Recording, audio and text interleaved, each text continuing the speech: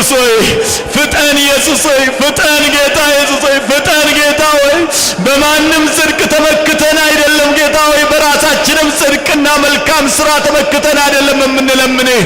ነገር ግን ጌታ ሆይ በታላቅ ምሕረትህ አቤቱ በአባትነትህ በፍቅርህ በፈጣሪነትህ አቤቱ ያላንተ ምንም ስለሌለን ጌታ ሆይ አቤቱ እንድትራራልን እንለምንሃለን። ጌታ ኢየሱስ ክርስቶስ ሆይ በጌታ በኢየሱስ ስም ሰማይ ይከፈት። በጌታ በኢየሱስ ስም የእግዚአብሔር ተአምራት ይታይ። በጌታ በኢየሱስ ክርስቶስ ስም በጌታ በኢየሱስ ክርስቶስ ስም በጌታ በኢየሱስ ክርስቶስ ስም ሃሌሉያ ሃሌሉያ ሃሌሉያ ሃሌሉያ ሃሌሉያ። እግዚአብሔር ይባርካችሁ፣ እግዚአብሔር ይባርካችሁ፣ እግዚአብሔር ይባርካችሁ። የእግዚአብሔር ሕዝብ እግዚአብሔር ይመስገን። ቆመን እግዚአብሔርን እናመሰግናለን። እግዚአብሔር አስለምዶናል፣ እንዳልኳችሁ አስለምዶናል፣ በዋራም አስለምዶናል። ከኛ አልፎ ተርፎ አሕዛብ ሁሉ አውቀው ዋራ መጥቷል፣ ከዋራ በፊት እርሻ እንረስ፣ ከዋራ በኋላ ዝናብ ይዘንባል እስኪሉ ድረስ ባህል አድርጎልናል። እግዚአብሔር ራርቶልናልና እስቲ እናመስግነው። አቤቱ ጌታ ሆይ እናመሰግናለን። አምላካችን ሆይ እናከብርሃለን። ጌታ ኢየሱስ ክርስቶስ ሆይ ተመስገን፣ ስለሰማህን ተመስገን፣ ስለሰማህን ተመስገን፣ ስለሰማህን ተመስገን፣ ስለምትሰማንም ሁሉ ተመስገን። ጌታ ሆይ ተመስገን፣ አምላካችን ሆይ ተመስገን። በዚህም ሰዓት የምንማረውን ቃል ጌታ ኢየሱስ ሆይ ልቦናችንን፣ አእምሮአችንን፣ መንፈሳችንን ሁሉ ጌታ ኢየሱስ ሆይ ሰብስብልንና ቃልህን አስተምረን። ቃልህ ሕያው ነው። ጌታ ኢየሱስ ክርስቶስ ሆይ የእያንዳንዱን ሰው ሕይወት ዛሬ ባርከ መልስ። ከዚህ ቦታ ጌታ ሆይ አርክተህ መልስ። አቤቱ ከዚህ ቦታ ጌታ ኢየሱስ ክርስቶስ ሆይ ጥያቄን ሁሉ መልስ ሰጥተህ መልስ። አምላካችን ሆይ ጊዜውን ላንተ እንሰጣለን በኢየሱስ ክርስቶስ ስም። እግዚአብሔር ይባርክልኝ። እንቀመጣለን።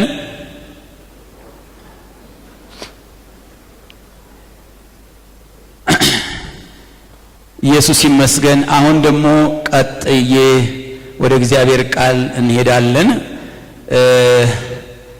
ኢሳይያስ ምዕራፍ 55 ላይ ያለውን ቃል እናነባለን። ከዚያ በዛ መነሻ የእግዚአብሔርን ቃል እንመለከታለን። ኢየሱስ ይባረክ። ኢሳይያስ ምዕራፍ 55 ከቁጥር 1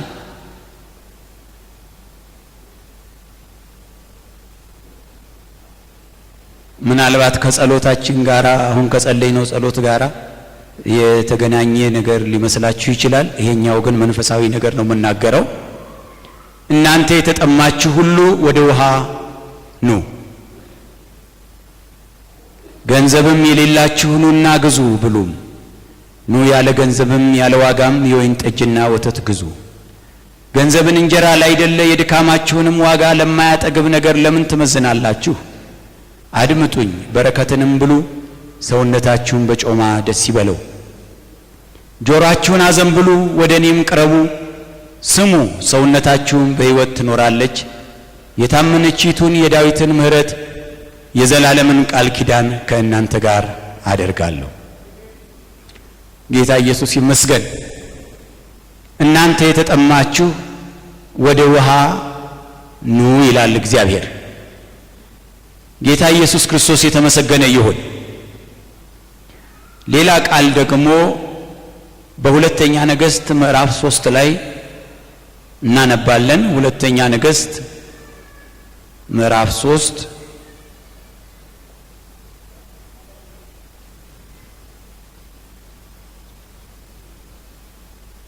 ሁለተኛ ነገሥት ምዕራፍ 3 ከቁጥር 4 ጀምሬ አነባለሁ። ረዘም ይላል። ስለዚህ ታግሳችሁ እንድትሰሙኝ።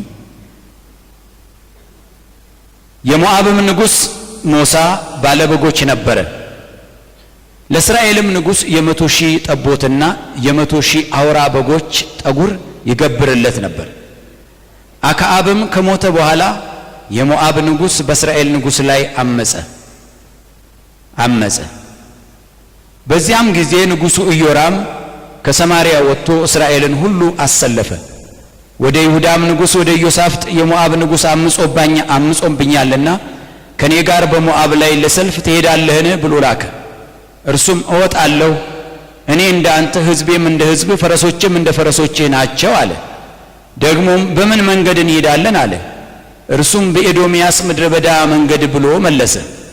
የእስራኤል ንጉሥና የይሁዳ ንጉሥ የኤዶምያስም ንጉሥ ሄዱ። የ7 ቀን መንገድ ዞሩ። ለሰራዊቱና ለተከተሏቸውም እንስሶች ውሃ አልተገኘም። ለሰራዊቱና ለተከተሏቸውም እንስሶች ውሃ አልተገኘም። የእስራኤልም ንጉሥ ወዮ እግዚአብሔር በሞዓብ እጅ አሳልፎ ይሰጣቸው ዘንድ እነዚህን 3ቱን ነገሥታት ጠርቷልና ወዮ አለ። ኢዮሳፍጥም በእርሱ እግዚአብሔርን የምንጠይቅበት የእግዚአብሔር ነቢይ በዚህ አይገኝምን አለ። ከእስራኤልም ንጉሥ ባሪያዎች አንዱ በኤልያስ እጅ ላይ ውሃ ያፈስ የነበረው የሳፋጥ ልጅ ኤልሳዕ እዚህ አለ ብሎ መለሰ። ኢዮሳፍጥም የእግዚአብሔር ቃል በእርሱ ዘንድ ይገኛል አለ። የእስራኤል ንጉሥና ኢዮሳፍጥ የኤዶምያስም ንጉሥ ወደ እርሱ ወረዱ። ኤልሳዕም የእስራኤል ንጉሥ እኔ ካንተ ጋር ምን አለኝ? ወደ አባትህና ወደ እናትህ ነቢያት ሂድ አለው። የእስራኤልም ንጉሥ አይደለም የእስራኤል ንጉሥ አይደለም በሞዓብ እጅ ይጥላቸው ዘንድ እግዚአብሔር እነዚህን 3 ነገሥታት ጠርቷል አለው። ኤልሳዕም በፊቱ የቆምኩት የሰራዊት ጌታ ሕያው እግዚአብሔርን የይሁዳን ንጉሥ ኢዮሳፍጥን ያላፈሩ በሆን ኖሮ አንተን ባልተመለከትኩና ባላየሁ ነበር። አሁንም ባለበገና አምጡልኝ አለ። ባለበገናውን በደረደረ ጊዜ የእግዚአብሔር እጅ መጣችበት፣ እንዲህም አለ። እግዚአብሔር እንዲህ ይላል፣ በዚህ ሸለቆ ሁሉ ጉድጓድ ቆፈሩ። እግዚአብሔር እንዲህ ይላል፣ ነፋስ አታዩም፣ ዝናብም አታዩም፣ ይህ ሸለቆ ግን ውሃ ይሞላል። እናንተም ከብቶቻችሁም እንስሶቻችሁም ትጠጣላችሁ። ይህ በእግዚአብሔር ዓይን ቀላል ነገር ነው። ደግሞ ሞዓባውያንን በእጅ አሳልፎ ይሰጣል። የተመሸጉትንና ያማሩትን ከተሞች ሁሉ ትመታላችሁ፣ የሚያፈሩትንም ዛፎች ሁሉ ትቆርጣላችሁ፣ የውሃውንም ምንጮች ሁሉ ትደፍናላችሁ፣ መልካሞችንም እርሻዎች ሁሉ በድንጋይ ታበላሻላችሁ። በነጋውም የቁርባን ጊዜ ሲደርስ እነሆ ውሃ በኤዶምያስ መንገድ መጣ፣ ምድሪቱም ውሃ ሞላች። ሞዓባውያንም ሁሉ ነገሥታትም ሊወጓቸው እንደመጡ በሰሙ ጊዜ በወገባቸው ሰይፍ የሚታጠቁ ሁሉ ተሰበሰቡ። ወጥተውም በአገሩ ድንበር ላይ ቆሙ። ማልደውም ተነሱ፣ ፀሐይም በውሃው ላይ አንጸባረቀ።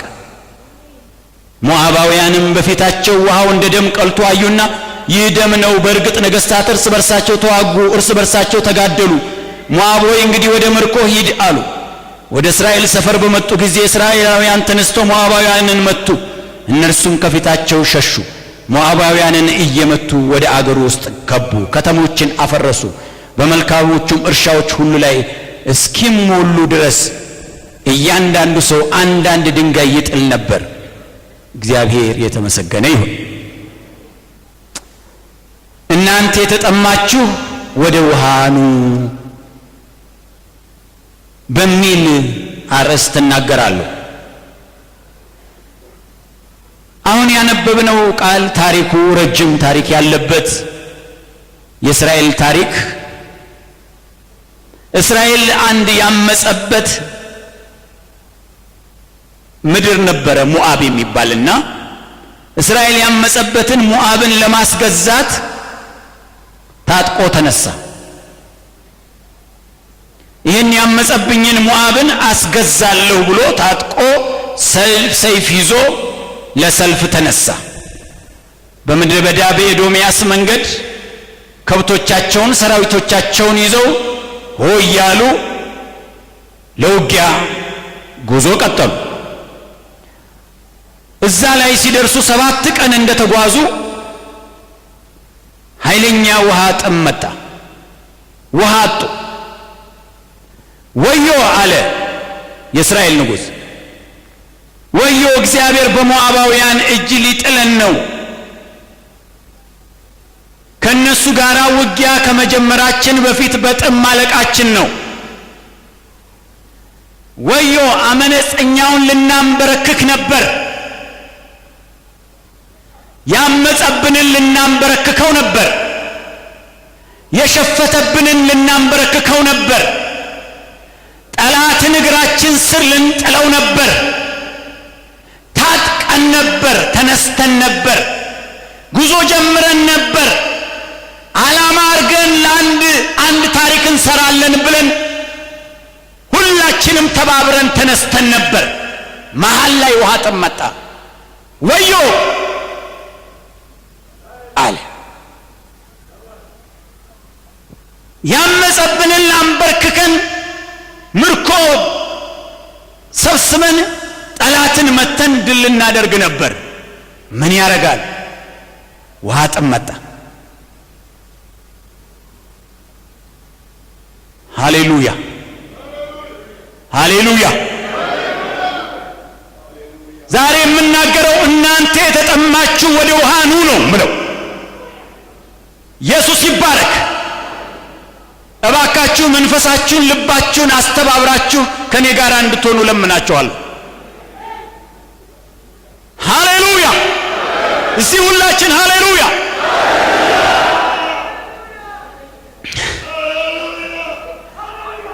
ከዚያ ምንድነው እንደዚህ ያስቆጨው? የእስራኤልን ንጉሥ ያስቆጨው የተነሱበት ዓላማ መሃል ላይ በውሃ ጥም ምክንያት በውሃ እጥረት ምክንያት አለመሳካቱ ነው ያበሳጨው። እና ሰው ፈልጉልኝ አለ። ከሰውም ነቢይ ይሄ ነገር መፈታት አለበት ቶሎ አለ።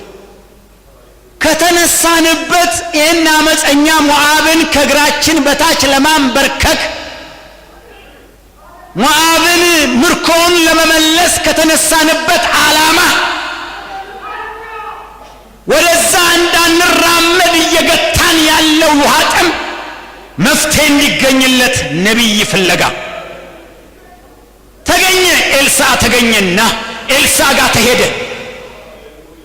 ኤልሳዕ ጋር ሄዶ አነቀው ንጉሡ ኤልሳዕን። እባክህ ጉድ ሆኛለሁ፣ አንድ ዓላማ ይዤ ሰራዊት ይዤ ተነስቼ ነበር። ያመፀውን ሞዓብን ላንበረክከው ተነስቼ ነበር። ከተማዎቹን ላፈርስ ተነስቼ ነበር። ሰራዊቴና እኔ ግን በጥም ልንሞትና በጠላት እናንበረክከዋለን ብለን ባሰብነው ጠላት እጅ መውደቃችን ነውና በል መፍትሄ ስጠኝ አለ። መፍትሄ ስጠኝ፣ ዛሬ እኔ እናንተ አንላቀቅም አለ። እግዚአብሔር የተመሰገነ ይሁን። ይገርማችኋል። ከዛ መፍትሄ ሰጠው። በገና ተደረደረ። እግዚአብሔር ተናገረ። ጦርነቱን አስቆመና ከሞዓባውያን ጋር ያለውን ግጥሚያ አስቆመና ጉድጓድ ማስቆፈር ጀመረ። በምድረ በዳ በጠራራ ፀሐይ ጉድጓድ ቆፍሩ አለ። ሃሌሉያ። ከዚያም በኋላ ጉድጓድ ቆፈሩ።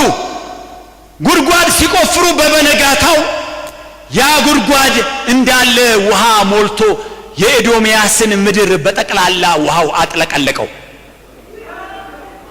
ሃሌሉያ። አጥለቀለቀውና የእስራኤል ንጉሥም ሆነ ሰራዊቱ ከብቶቻቸው ሁሉ ከዛ ውሃ ጠጥተው ረኩ። ያገሱ ጀመር፣ ደስ ይላቸው ጀመር። እርካታ መጣ፣ ደስታ መጣ። ጉልበት አሰኛቸው።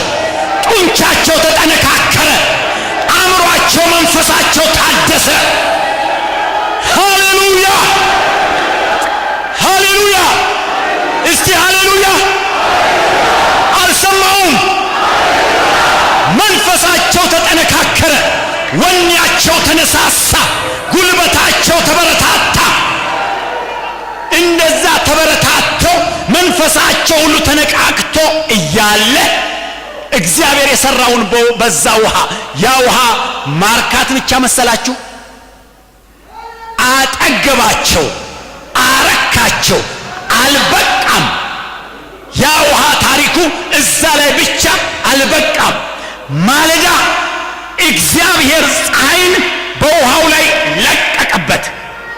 በውሃው ላይ ሲለቅበት ውሃው ከለሩን ቀይሮ ቀይ ሆነ። ቀይ ሲሆን ውሃው ሞዓባውያን እግዚአብሔር ድል ሰጠን፣ ነገስታት እርስ በርሳቸው ተገዳድለዋል ብለው ሰፍ ሲሉ እግዚአብሔር በዛ በቀላ ውሃ ምክንያት እስራኤል ሞዓብ ሞዓባውያንን ለእስራኤል አሳልፎ ሰጠ። እስራኤል መታቸው። ታምረኛ ውሃ። እናንተ የተጠማችሁ ሁሉ ወደ ውሃ ኑ። እግዚአብሔር ይመስገን። ወንድሞቼ ዛሬ እህቶቼ ዛሬ ረሃብ ላለባችሁ ጥማት ላለባችሁ ያሸነፋችሁን ነገር ያመጸባችሁን ነገር ስጋ በሉት ሰይጣን በሉት ማንኛውንም ነገር ልትናገሩ ትችላላችሁ። እሱን ለማንበርከክ እሱን ለማሸነፍ ተነስታችሁ እያላችሁ አቅም ላጣችሁ ጉልበት ላጣችሁ ውሃ አጣችሁ ለተዝለፈለፋችሁ ዛሬ እኔ ምስራች አለኝ። እናንተ የተጠማችሁ ወደ ውሃ ኑ። ሃሌሉያ! ምስራች አለኝ። እኔ ዛሬ እዚህ ቦታ ላይ የመጣሁት ጸልዬ ነው የመጣሁት። የእግዚአብሔርን ፊት ፈልጌ ነው የመጣሁት። እግዚአብሔር እንደ ኤልሳ እንዲያደርገኝ ነው የምፈልገው። ዛሬ በዚች ቤተ ክርስቲያን ውስጥ ቆፍረን ጠጥተን ረክተን ጠላትን አሸንፈን እንመለሳለን። ኦ ሃሌሉያ! ሃሌሉያ! ለእያንዳንዳችሁ እናገራለሁ። ለኢትዮጵያ ሐዋርያዊት ቤተ ክርስቲያን እናገራለሁ። እዚህ ላላችሁ ሰባኪዎች እናገራለሁ። አንዳንዴ እግዚአብሔር በቃል ኪዳኑ ይናገረንና እግዚአብሔር ምርኮ እንደሚሰጠን ይናገረንና እግዚአብሔር ድል እንደሚሰጠን ይናገረንና እኛም እንነሳሳና እኛም እንታጠቅና ጉዞ ስንጀምር መሃል ላይ ውሃ ጠም፣ መሃል ላይ ድካም፣ መሃል ላይ እርካታ ማጣት፣ የውስጥ እርካታ ማጣት፣ የነፍስ ረሃብ፣ የውስጥ እርካታ ማጣት ይመጣል። እግዚአብሔር መልስ አለው። እግዚአብሔር ውሃ አለው። እግዚአብሔር መንፈስ ቅዱስ አለው።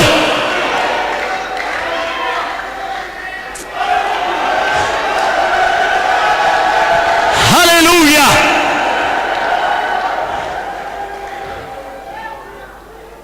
ልክ እንደ በዓለ ሃምሳ የሆነው ይሄ ቀን ልክ እንደ በዓለ ሃምሳ ያ ሕዝብ ሲረካ በበዓለ ሃምሳ ተሰብስበው የነበሩ እነዛ 120 ሰዎች በመንፈስ ቅዱስ ተሞልተው በልሳን እየተናገሩ ትንቢት እየተናገሩ ነፍሳቸው ረክተው ባለበት ልክ ሞዓባውያን እርስ በርስ ተጋደሉ ብለው ወደዛ ወደ ውሃው ሰፈር ጠጋ ሲሉ አንገታቸው እንደተያዘ እስራኤል እርስ በርስ ተጋደሉ ደም ነው የሚታየን ብለው ጠጋ ሲሉ በእስራኤል እጅ ውስጥ እንደገቡ ልክ እንደዛው በበዓለ ሃምሳ 120ዎቹ ላይ ያ እሳት ሲወርድ ያ ውሃ ሲከነበል ያ መንፈስ ሲወርድ ያ ሕዝብ ሲረካ ምንድነው ብሎ እነዛ አይሁዶች ሲሉ 3000 አንገቱ ተይዞ ገባ። አሁንም ያው ነው።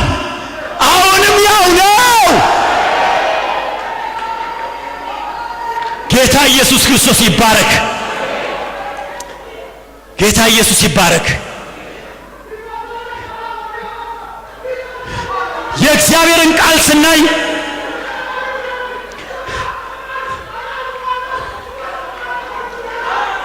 ኢየሱስ ይባረክ። ኢየሱስ ይባረክ። ኢየሱስ ይባረክ። ኢየሱስ ይባረክ። ኢየሱስ ይባረክ። ኢየሱስ ይባረክ።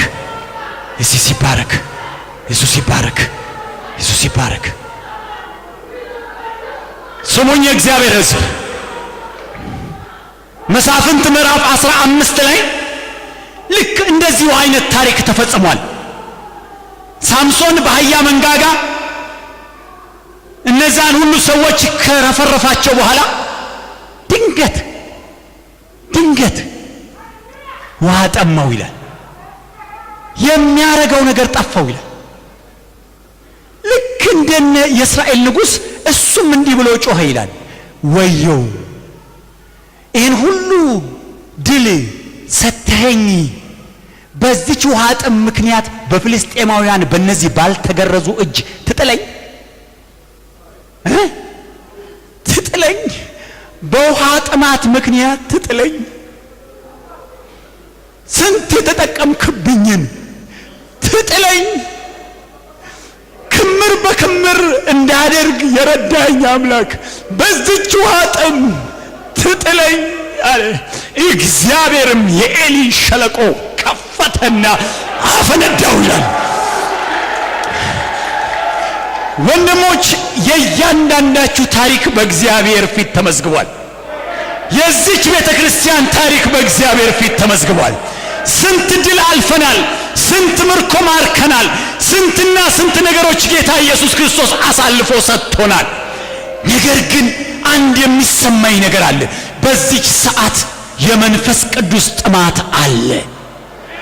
መንፈስ ቅዱስ ጎድሏል ይላል ልቤ። እርካታ ጎሏል ይላል ልቤ። የመንፈስ ቅዱስ ዘይት በልባችን፣ የመንፈስ ቅዱስ ውሃ በልባችን ዝቅ ያለ ደረጃ ላይ ነው ያለው ይላል ልቤ። ሰይጣን አልቻለንም፣ ፍልስጤም አልቻለንም፣ ሞዓብ አልቻለንም። በውሃ ጥም ምክንያት ግን አልፈን እንዳንሰጥ ዛሬ በዚህ ሸለቆ ቆፍረን እንደገና ውሃው ይፍሰስ።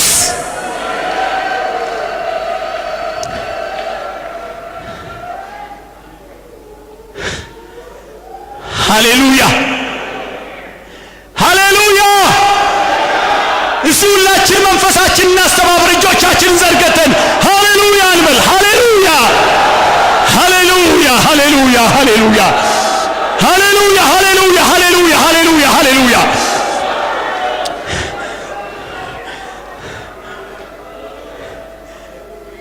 ሃሌሉያ። አንድ ጥማት ያለ ይመስለኛል አይደለም፣ እርግጠኛ ነኝ ነው አለ። ውስጣችን እግዚአብሔርን ይፈልግና ይህን ሥጋ ማሸነፍ እንፈልግና በውስጣችን የሚመላለሱ ልዩ ልዩ ሐሳቦችን እነዛን ሁሉ ማንበርከክ እንፈልግና የላችሁም? እስቲ ካላችሁ እውነት የለም ይህን ሁሉ መንገድ አቋርጣችሁ ደቡብ አዲስ አበባ እስክትመጡ ድረስ ስንትና ታክሲ በታክሲ እያለፋችሁ ይህን ኮረኮንች መጣችሁ እንዲሁ ነው አለ። አንድ የሚፈለግ ነገር አለ እዚህ ጋር፣ ያቃተም ነገር አለ፣ እየተፈለገ ያልተቻለ ነገር አለ፣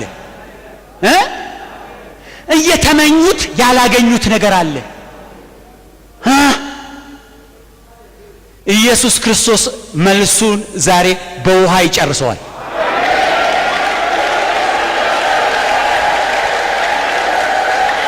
መልሱን በመንፈስ ቅዱስ ይጨርሰዋል።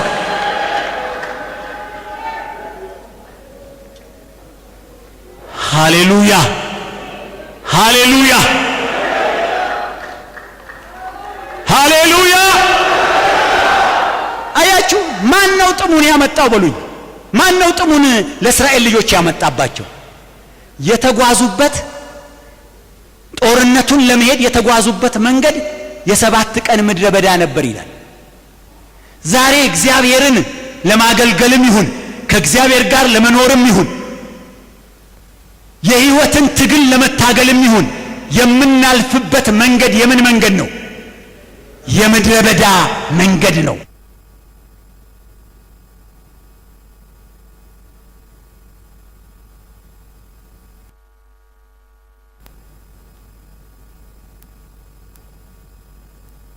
ክርስቲያን እያንዳንዳችሁ ስሙኝ። ይሄ መንገድ፣ ይሄ ያዝነው እውነት፣ ይሄ ያዝነው ጎዳና እውነት ነው። ሰማይ ያደርሳል፣ ያሸንፋል፣ ድል ይሰጣል፣ ምርኮን ይመልሳል፣ ሞዓብን ይቀጠቅጣል፣ ሰይጣንን ያሸንፋል፣ ስጋን ይቀጠቅጣል። ግን የምድረ በዳ መንገድ ስለሆነ ውሃ ያስጠይቃል። በየደቂቃው ምን ያስለምናል? ውሃ ያስለምናል። መንፈስ ቅዱስ ያስለምናል።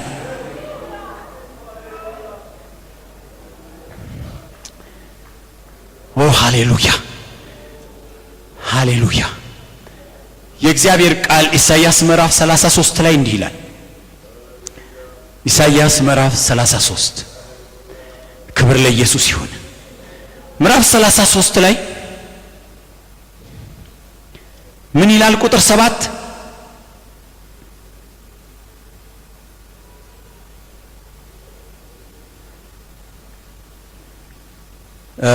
ይቅርታ 37 ማለት ነው። 37 ቁጥር 3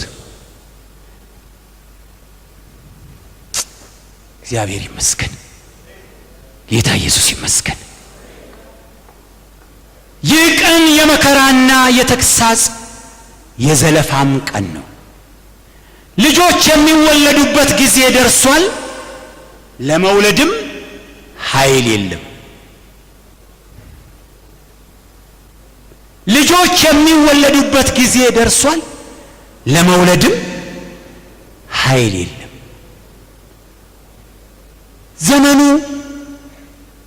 የቤተ ክርስቲያን ዘመን ነው። ዘመኑ ለቤተ ክርስቲያን ድል እግዚአብሔር በቃል ኪዳን ያጸናላት ዘመን ነው። ዘመኑ ነፍሳት የሚወለድበት ዘመን ነው። ዘመኑ ምርኮ የሚሰበሰብበት ዘመን ነው። እግዚአብሔር ብዙ ነገሮችን የተናገራቸው በቃል ውስጥ ለአንዴና ለመጨረሻ ጊዜ የሚደመደሙበት ሰዓት ነው። የመጨረሻዋ የታሪካችን የመደምደሚያ ምዕራፍ ላይ ነው ያለነው።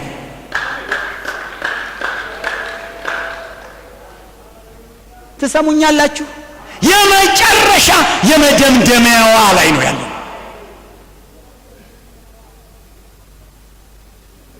እግዚአብሔር የተናገራቸውን ቃል ኪዳኖች፣ እግዚአብሔር የገባውን ቃል ኪዳን አለ።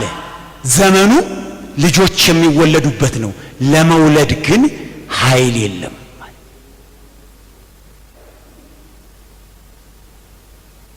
ለዚህ ነው ጌታ ኢየሱስ መንፈስ ቅዱስ በእናንተ ላይ በወረደ ጊዜ ኃይልን ትቀበላላችሁ፣ በኢየሩሳሌም፣ በይሁዳ፣ በሰማርያ እስከ ምድር ዳር ድረስ ምስክሮቼ ትሆናላችሁ። በዛ ኃይል የሚወለደው በይሁዳ ይወለዳል፣ በኢየሩሳሌም ይወለዳል፣ በሰማርያ ይወለዳል፣ እስከ ምድር ዳር ይወለዳል። በዛ ኃይል፣ በውሃው ኃይል፣ በመንፈስ ቅዱስ ኃይል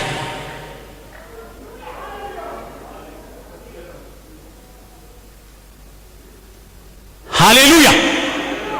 እኛ ዛሬ መንፈስ ቅዱስን ስንፈልግ ተራ ነገር አይደለም። እኔ የምናገረው ዛሬ ለኔ ተራ አይደለም፣ ለእግዚአብሔርም ተራ አይመስለኝም። እኔ ዛሬ ስለ መንፈስ ቅዱስ ስናገር ይሄ በየእምነቱ ክፍል እንደሚነገረው አይደለም እኔ የምናገረው። በሐዋርያት ሥራ ምዕራፍ 8 ላይ ጠንቋዩ ስምዖን እባካችሁ ይህን ስጦታ ስጡኝ፣ እኔም እንደገና ያኛው ሰይጣን ቢወጣም በዚህኛው ደግሞ ልነግድበት እንዳለው ለመነገጃ አይደለም እኔ ዛሬ መንፈስ ቅዱስን የምሰብከው። እኔ ዛሬ መንፈስ ቅዱስን የምሰብከው ለለውጥ ነው። ሃሌሉያ! ለለውጥ ነው፣ ለመንፈሳዊ ሕይወት ነው፣ ለእርካታ ነው፣ ለምርኮ ነው፣ ለጽድቅ ነው፣ ለጽድቅ ነው። ሃሌሉያ! ጽድቅ ከፍ ይበል። ጽድቅ ምን ይሁን? ከፍ ይበል። ሃሌሉያ ሃሌሉያ ሃሌሉያ። የእግዚአብሔር ቃል በሕዝቅኤል ምዕራፍ 37 ላይ አንድ የሚገርም ታሪክ ይነግረናል። እግዚአብሔር ሕዝቅኤልን ወደ አንድ የአጥንት ሸለቆ ወሰደው ይላል። እዛ ወሰደውና ሕዝቅኤል እነዚህ አጥንቶች በሕይወት ይኖራሉ አለው ይላል። ውይ ጌታ ሆይ አንተ ታውቃለህ አለ። አንተ ታውቃለህ አለ። በሕይወት ይኖራሉ አለው። አንተ ታውቃለህ አለ። ፈራ። ትንቢት ተናገረባቸው አለ። ትንቢት ሲናገር አጥንት ከአጥንት ጋራ ዘመድ ከዘመዱ የሌላ ሰው አጥንት ሳይሆን የራሱ አጥንት ከአጥንት ጋራ ተገጣጠመና ቆዳ ለበሰና ቀጥ ብሎ ቆመ። ሕዝቅኤል አሁን ደግሞ ለነፋስ ትንቢት ተናገር ትንፋሽን አገባባቸዋለሁና አለው። ትንቢት ተናገረ። አንዴ ትንፋሽ ሲገባባቸው፣ አንዴ የእግዚአብሔር መንፈስ ሲገባባቸው ምን እንደሚል ታውቃላችሁ? መጽሐፍ ቅዱስ ሰው ሆኑ አይደለም የሚለው፣ ታላቅ ሰራዊት ሆነው በእግራቸው ቆሙ ይላል። የእግዚአብሔር መንፈስ ተራ ሰው አይደለም የሚያደርገን። የእግዚአብሔር መንፈስ ሰራዊት ነው የሚያደርገን። ሃሌሉያ! ተራ ሰው ዝም ብሎ መንፈስ ቅዱስ ተሞልቻለሁ ብሎ የሚመላለስ ሳይሆን ሰራዊት ነው። ሰራዊት ማለት ይገባችኋል? አርሚ፣ ወታደር፣ የወታደር ቡድን አደርጋለሁ። ታላቅ ሰራዊት ሆኖ ቆሙ። ምን ሊያደርጉ? ሞዓብን ሊዋጉ፣ ስጋን ሊዋጉ፣ ሰይጣንን ሊዋጉ፣ ተመስገን ነፍሳትን ሊማርኩ፣ ጽድቅን ሊዘሩ ምን ሆኑ? ታላቅ ሰራዊት ሆነው በእግራቸው ቆሙ። ዛሬ ሰራዊት የሚያደርግ የእግዚአብሔር መንፈስ እዚህ ቦታ ላይ አለ።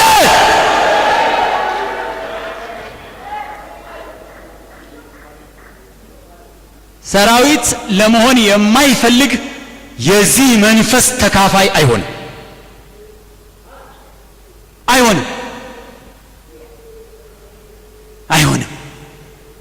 መጽሐፍ ቅዱሳችን ምን ይላል?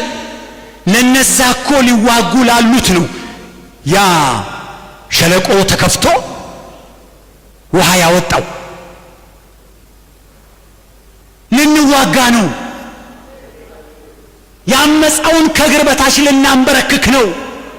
ነቢዩ በለን አንድ መንገድ ፍጠርልን ለዚህ ለውሃ ሲባል ነው እግዚአብሔር መልስ የሰጠው።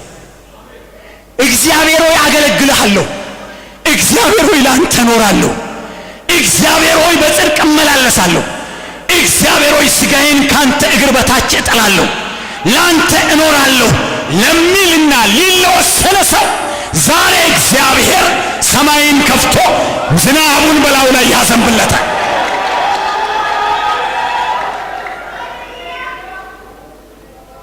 ምን ይላል መጽሐፍ ቅዱሳችን? እዛው ሕዝቅኤል መጽሐፍ ውስጥ ምዕራፍ 36 ላይ እግዚአብሔር ይመስገን ይቅርታ ምዕራፍ 47 ላይ ምን የሚል ታሪክ አለ? አንድ ከመቅደስ የሚወጣ ውሃ ነበርና በዛ ውሃ ውስጥ አሻገረኝ ይላል። አንዴ ለካ አሻገረኝ ቁርጭምጭምቴ፣ አንዴ ለካ አሻገረኝ እዚህ፣ አንዴ ለካ አሻገረኝ ወገቤ፣ ቀጥሎ መጨረሻ ልሻገረው የማልችለው የሚዋኝበት ውሃ ጋር መጣኝ ይላል። ስለ ውሃው ሲናገር እንዲህ አለ፣ ውሃው ወደዚህም ወደዚያም ይፈሳል። ውሃው በፈሰሰበት ቦታ ሁሉ እየመጣ ነው። አያችሁ?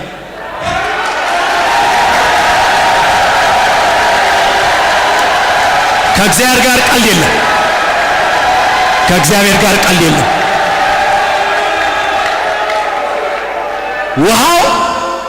ውሃው ያልፋል ይላል። ውሃው ያልፋል፣ ወደዚህም ያልፋል፣ ወደዛም ያልፋል፣ ወደዚህም ያልፋል ይላል። በተለይ ውሃው ባለፈበት ቦታ ሁሉ ውሃው የነካው በሙሉ በሕይወት ይኖራል ይላል፣ ይፈወሳል ይላል።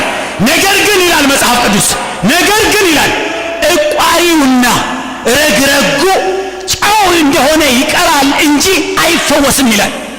ምን ማለት ነው? ረግረጉ የማይነቃነቀው ሊነቃነቅም የማይፈልገው እሱ አይፈወስም ይላል። መንፈስ ቅዱስ ዛሬ ፈውስ በእያንዳንዳችን ሕይወት የሚያመጣው ለሚንቀሳቀስ ሰው ነው። ለእግዚአብሔር ሊኖር ለእግዚአብሔር ሊሰራ፣ ለእግዚአብሔር መንግስት ሊዋጋ፣ ለእግዚአብሔር መንግስት ሊቆም ለወሰነ ሰው ያ ውሃ ይመጣል፣ ያ ውሃ ይፈውሳል፣ ያ ውሃ ይባርካል፣ ያ ውሃ መድኃኒት ይሆናል።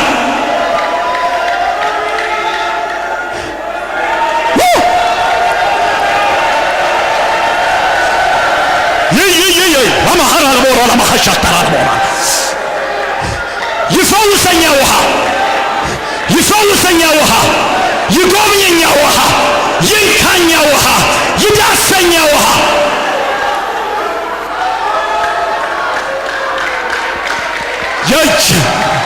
ይንካኛ ውሃ፣ ይጎብኘኛ ውሃ፣ ይዳሰኛ ውሃ። ሃሌሉያ! ማንን ነው የሚጎበኘው? የሚንቀሳቀሰውን ነው። የሚንቀሳቀሰውን ነው። ሊንቀሳቀስ የወሰነውን ነው። ሊሰራ የወሰነውን ነው። ሊመሰክር የወሰነውን ነው። ሊጸልይ የወሰነውን ነው። ሊጾም የወሰነውን ነው። በጽድቅ ለመጓዝ የወሰነውን ነው። ስጋን ለመቀጥቀጥ የወሰነውን ነው። ለዛ ውሃው ይለቀቃል። ውሃው ይለቀቃል። ለዛ ውሃው ይለቀቃል።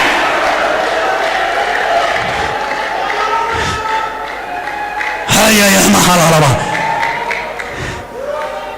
ሃሌሉያ ሃሌሉያ ሃሌሉያ ሃሌሉያ።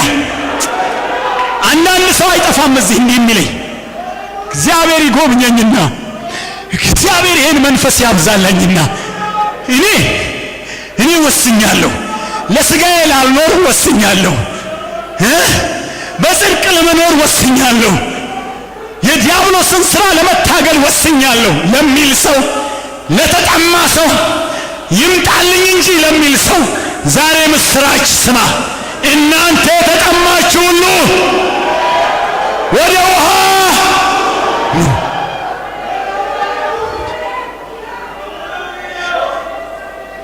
አላችሁ። እዚህ ቦታ ላይ መንፈሳችሁ ይነበብልኛል አላችሁ። ለእግዚአብሔር ለመኖር ኃይለኛ ጉጉት ያላችሁ አላችሁ። ለእግዚአብሔር ጽድቅ ለመቆም ኃይለኛ ጉጉት ያላችሁ ውስጣችሁ በጣም ከፍተኛ ሸክም ያለው አላችሁ።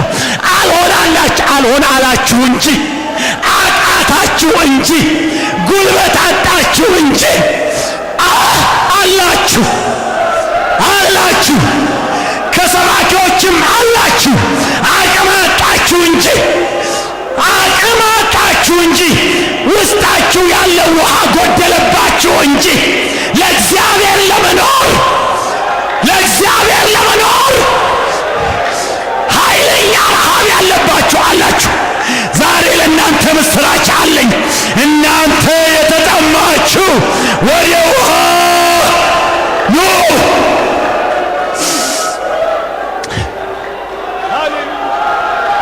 ሃሌሉያ ሃሌሉያ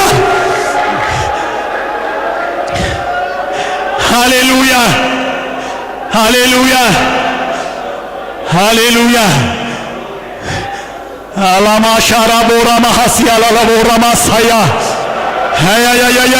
ያ ማሐላላ ቦራባ ኢየሱስ ይመስገን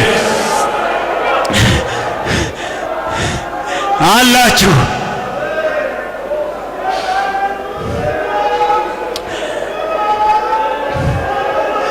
ታውቃላችሁ። እስቲ አንዴ ሁላችሁ መንፈስ ቅዱስ በሉ። እጃችሁን ዘርጉና አይደለም። ይሄ የተጠማ ሰው ውስጡ ጩኸት ያለበት ሰው የሚናገረው አይነት አይደለም። እስቲ መንፈስ ቅዱስ ሃሌሉያ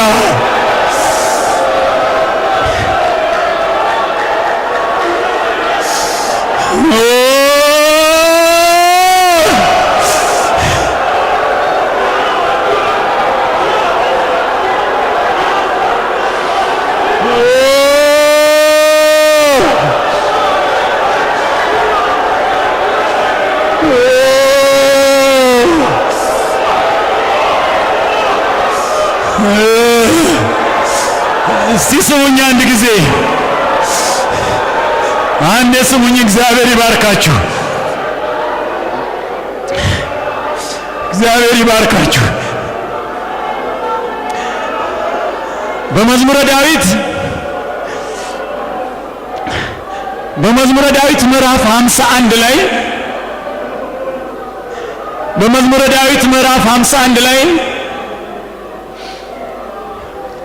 በመዝሙረ ዳዊት ምዕራፍ 51 ላይ ዳዊት አንድ ልመና ሲለምን ትሰሙታላችሁ።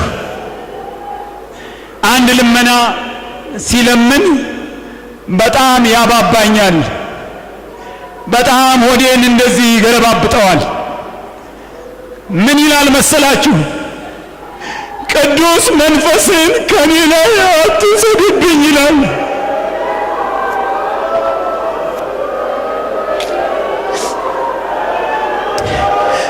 ስሙኝ አንድ ጊዜ ስሜት ቀስቅሶኛ አይደለም የምናገረው።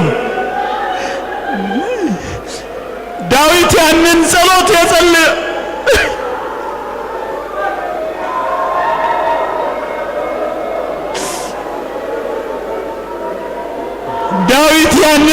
የጸለየው የኦርዮንን ሚስት ቤርሳቤህን ባባለገ ሰሞን ነው። ያንን ጸሎት የጸለየው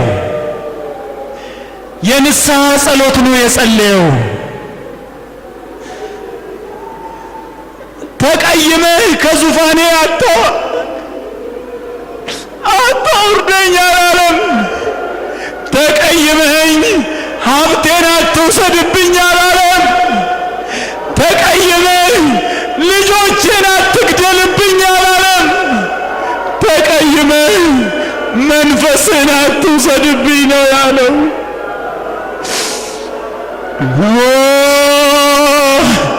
የእግዚአብሔር ሕዝብ ቢገባን ለምን መሰላችሁ? አንዴ ስሙኝ የእግዚአብሔር ሕዝብ አትንበርከኩ። ግድ የለም ጊዜ ወስደን እንበረከካለን።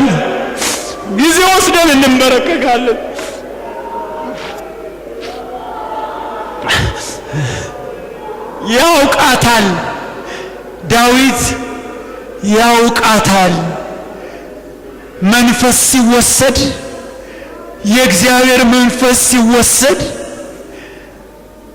ምን አይነት ስሜት እንዳለው ከሳኦል ተምሯል። እንዴት እንደተቅበዘበዘ አይቶታል። እስከ ጠንቋይ ቤት እስኪሄድ ድረስ እንዴት እንደተሰቃየ፣ እንዴት እንደተጨነቀ አይቶታል። በአንድ ወቅት ከረኝነት ቦታ ላይ በገና የሚደረድር ሲፈለግ ዳዊት ራሱን የእሱን መንፈስ ለማራቅ መዝሙር እንዲዘምር እንደተጠራ ያስታውሳልና ግብግብ ብሎ ከዙፋኑ በላይ፣ ከልጆቹ በላይ፣ ከሀብቱ በላይ፣ ከሌላም ከሚቆጠሩ ነገሮች ሁሉ በላይ ጌታ ሆይ ተቀይመህ መንፈስህን አትውሰድብኝ አለ።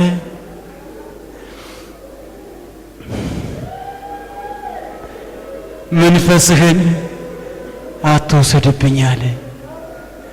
እጆቻችንን ዘርግተን አሁንም መንፈስ ቅዱስን በል።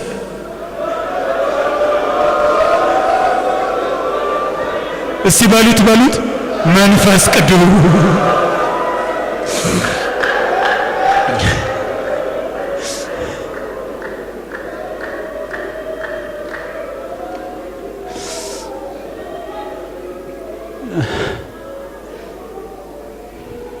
ወንድሞቼ እህቶቼ በዮሐንስ ወንጌል ምዕራፍ 4 ላይ ሁላችን ብዙ ጊዜ የምናነበው ሲሰበክም የምንሰማው ቃል አለ።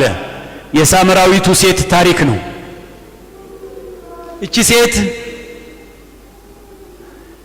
ብዙ ባሎች አፈራርቃለች። ኢየሱስ ክርስቶስ አገኛትና ውሃ ጠጭኝ አላት። ስለ ሕይወት ውሃም እሱ ስለሚሰጠው የሕይወት ውሃ ነገራት። እያወቀ ችግሯን ስለ ሕይወት ውሃ ነገራት።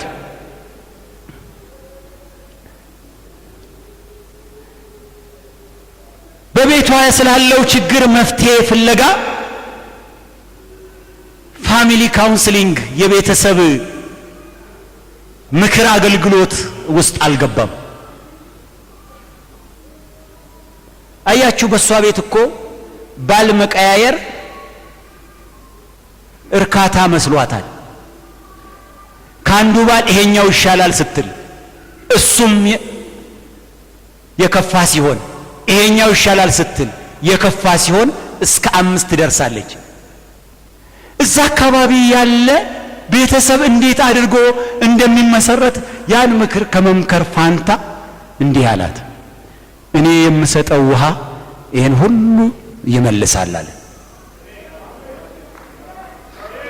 ወደ ቤተ ክርስቲያን ስንመጣ ባብላጫው ከኔ ጀምሮ ወደ ቤተ ክርስቲያን ስንመጣ በሕይወታችን ውስጥ ለእርካታችን ለስሜታችን ብለን የያዝናቸው ነገሮች ላይ እግዚአብሔር ማጽደቂያ እንዲሰጠን እንዲናገረን በሱ ዙሪያ እግዚአብሔር እንዲመክረን በሱ ዙሪያ እግዚአብሔር እንዲያነጋግረን እንጸልያለን። ብዙ ጊዜ ግን እግዚአብሔር ያን አርእስት ይጥለውና ውሃ ይላል። ያቺ ሴት እውነት ነው፣ የውሃው ነገር ነው አርክቷት ባፈረችበት ከተማ ስለ ኢየሱስ ክርስቶስ ለመናገር ጉልበት ይሆናት። ኢየሱስ ይመስገን፣ ኢየሱስ ይመስገን፣ ኢየሱስ ይመስገን፣ ኢየሱስ ይመስገን። 6 ሰዓት ሊሆን ነው። ግን ምን አለ ዛሬ ይሄ ቀን ለተራቡ ሰዎች፣ ነፍሳቸው የውሃ ያለህ ለምትል ሰዎች፣ የእርካታ ደረጃ እየወረደባቸው ቁልቁል ቅድም እንደጸለይነው ውሃ ግድቡ እየወረደባቸው ላሉ፣ አቅም ላጡ እኔም ጭምር ዛሬ ይሄ የሕይወት ውሃ ርስርስ ቢያደርገን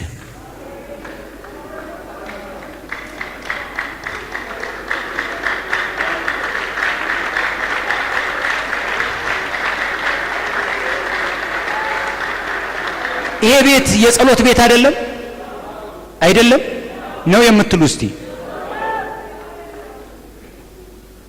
በዚህ ሸለቆ ውስጥ ቆፍሩ አላቸው ኤልሳ። እኛ ዶማ ይዘን አንቆፍርም። ዛሬ እዚህ ውስጥ መንፈስ ቅዱስ ለማውጣት ዶማ ይዘን የምንቆፍረው ነገር የለም። ግን እኔ አንድ መቆፈሪያ ያሳያችኋለሁ፣ 3 መቆፈሪያዎች ያሳያችኋለሁ። ንስሐን፣ ሃሌሉያ፣ ልብ መከፈትን፣ ምስጋናን፣ እነዚህን እያቀላቀል ትንሽ በእግዚአብሔር ፊት ለመቆየት ፈቃደኞች ብንሆን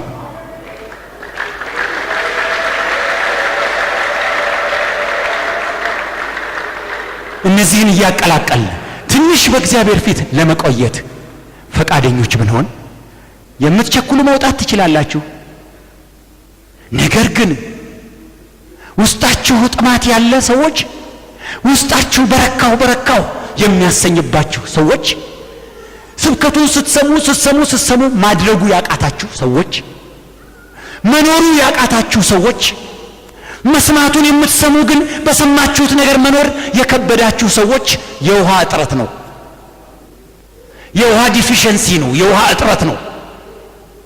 የመንፈስ ቅዱስ እጥረት ነው። መንፈስ ሲበረታ፣ መንፈስ ሲያይል መኖር ትጀምራላችሁ። የሰማችሁትን መሆን ትጀምራላችሁ። ሃሌሉያ። ቅንዓት ብቻ ውስጣችሁን እያበገናችሁ ነገር ግን አክት ማድረግ ያንን ቅንዓታችሁን መተግበር ያቃታችሁ ሰዎች ወደ ተግባር ይለወጣል። ውሃው ሲያይል